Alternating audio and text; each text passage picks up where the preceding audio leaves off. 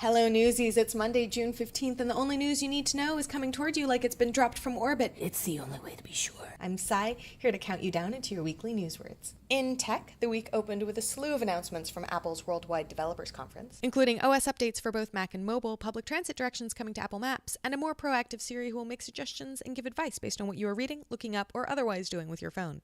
This feature is incredibly similar to what Android users have had access to for a while with Google Now, so when iOS users first experience that OMG WTF sentience moment, reach out to that one friend with a Samsung who will hold you and nod their head in knowing grief as you organize your post-robotic takeover survival plans.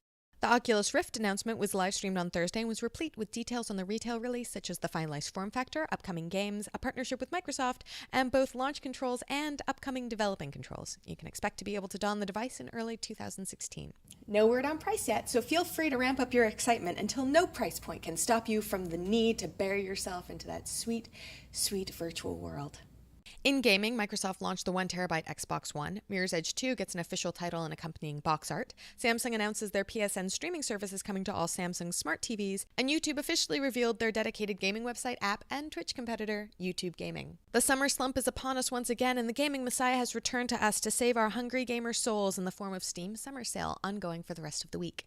If you don't have enough money to fulfill your every Steam library wish, or if you feel vague pangs of guilt for the vast amounts of money you spend on games that sit in your library for years without being completed, you have another day to purchase the current Humble Indie Bundle. This round includes critically acclaimed gems Super Meat Boy, World of Goo, Limbo, and Braid, and proceeds, as always, go to charities. This week also brought us a lot of reveals in film and telly. We got to see the new Batmobile, a first look at the new Powerpuff Girls, hints were dropped of an American wizarding school in the Harry Potter spin-off series, Reboot announced that it has officially been rebooted and slated for 26 episodes, and Jurassic World was revealed to be hilarious fun. Pornhub launched a crowdfunding campaign to film the first adult video in space. Joseph Gordon-Levitt let slide that there will be no punching in the upcoming Sandman movie, and Uwe Boll failed to get funding for his most recent attempt at making mind-numbingly dull explosion fests. Never thought I would use dull as a qualifier for explosion.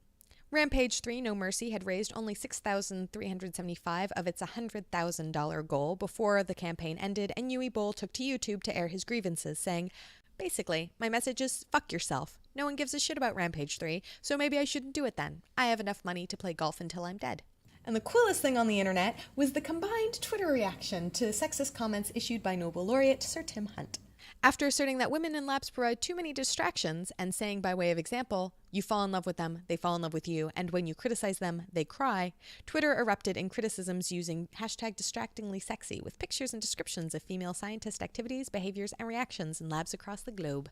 There's a definite art form to being simultaneously poignant and gut-clenchingly witty with a single image and 140 characters, and these women absolutely nailed it.